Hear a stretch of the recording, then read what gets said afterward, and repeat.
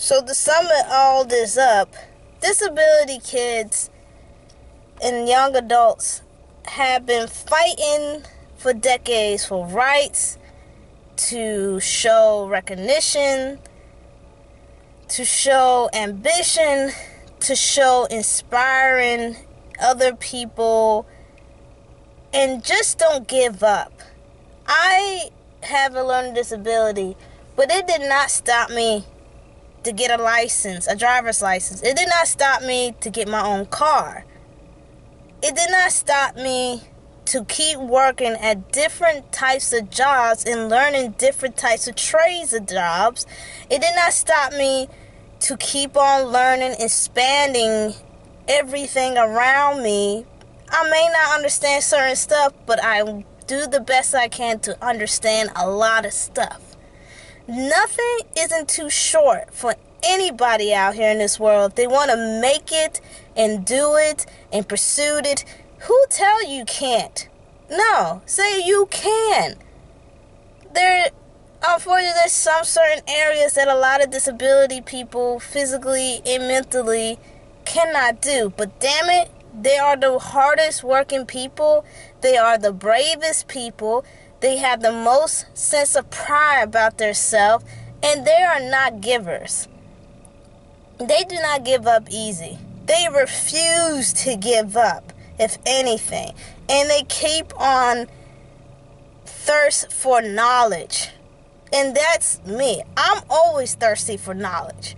Because I see so-called normal people think they know everything. They think they know the moon, the damn universe. They know every damn thing around this whole fucking planet and beyond the whatever.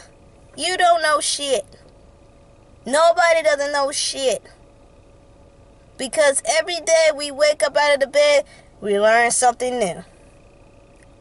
Every day is a teachable moment. Every day is a learning. It's funny because we think when we get out of school, we think, oh, learning just stopped. Hell, learning never stopped. I hear older folks keep telling me this. They're like, you're never going to stop learning. At first, I thought they meant school. Because I'm like, hell, I ain't going back to damn school. I'm not going back to school. I'm going to keep my ass out of school. But now I understand what they meant. That you're always going to keep learning. And there's nothing wrong about keeping learning. Keeping having a lot of knowledge. I see why teachers say knowledge is the key in power. Because it really is. Look at how many people who have educate and knowledge people in different types of scenarios, situations, theories, and stuff.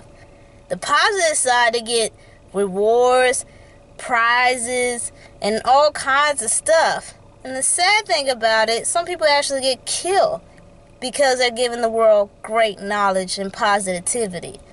But one thing for sure, knowledge is a powerful tool.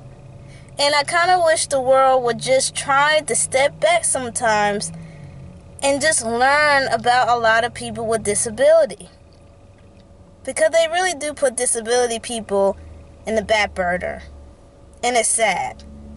Because disability people have the right to speak out loud. I always have this vision that all the disability people could do a huge march and just say, we are proud people. Because disability people, now depends who you're with, are not prejudiced. Because we've been prejudiced. I learned my disability before my skin color. And what do I mean by that is that I see how the world treat me, not because of my skin color, but my mind. I see how people treat me differently in all types of spectrum of people. It shocked me because I didn't know my skin color first. I knew I had a disability.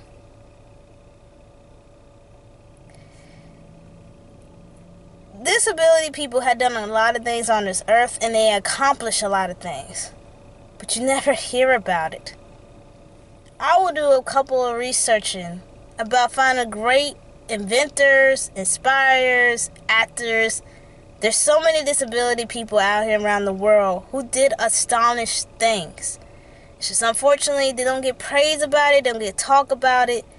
And sometimes, like I say, a lot of disability people just don't want people to know they have a disability because they have that fear of people just treating them different. And I think that's very sad and stupid at the same time, because people should just treat people with respect, understanding, an open mind, and just learn from somebody. Instead of judging and treat them a different certain way, just learn how to be with them and love them who they are. Because make no mistakes, God made us like this for a reason and a purpose. To teach the world how to respond to us, and us to teach the world back. God did not make no mistakes how you are. None. And I tell people that every day. He did not make a mistake. He knew what he was doing when he made me. And he knew my black ass is going to be a rebel out here. And I almost outspoke some people when that time comes. But God did not make any mistakes of how you look, how you are, how you sound, nothing. God look at you as a beautiful creation. Do you not know you are his pride and joy? And you are his best creation? He loved you so much that he created you just the way you are. That's how much he loves you. It's kind of hard to explain if you're not into God or religion, but just think of somebody who just loves you just the way you are. Now, I know a lot of people probably have a lot of questions. I guess I do one little quick story before I go. It was in high school again, and I don't know how this topic came up, but it was a girl who had a brother who had autism. And he had really bad autism. And I don't know how this came up, but she was infuriated. Because she said, oh, if God is such a powerful God, how come he made my brother like this? How come he made him be like this? I mean, she was upset. And the only thing I could think at that time, I said to her, I said, God didn't make no mistakes. God made your brother so your brother can teach us and we can teach him. God made him as somebody we can learn from in many different ways. Because, quite honest, I do learn a lot from different people all over the world. Different disability or not, I learn a lot from different people all over the world. And it's amazing how much knowledge I can understand in somebody else's world. I think that's the problem with a lot of people today. They're not listening. And instead of yelling and screaming, just listen. And then talk right back in a gentle voice. Now, sometimes it's hard because it depends what debate you're doing. There's going to be some yelling. But listen. Break it down to understand where they're coming from. And I'm hoping to do the same for you. But then the young lady went on and said, well, how come God is making all these these wars happen and diseases and this and that and the third? And at that time, I don't remember what I said, but if I could tell her that now, I would let her know that it's mankind doing it.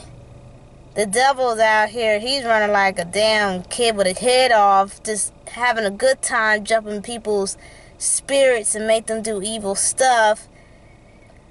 And it's just crazy. But God got nothing to do with it. To be honest, what you see, like the stars and the sun and the moon and the grass and the trees and the rainforest and the ocean and the lakes, the rivers, the rocks, the animals. What you see, that's was from God. That's from good. What you see, what's happening in social media, in the news, that's all man. Or should I say, humans, to be more precise. It's humans. Humans are making this world go bonkers and chaos and phantom and all this craziness. If God really controlled this earth, I guarantee it'd be very peaceful. But there won't be a lot of people in this damn world either. But that's all I have to say. I hope y'all enjoyed the video. Peace out.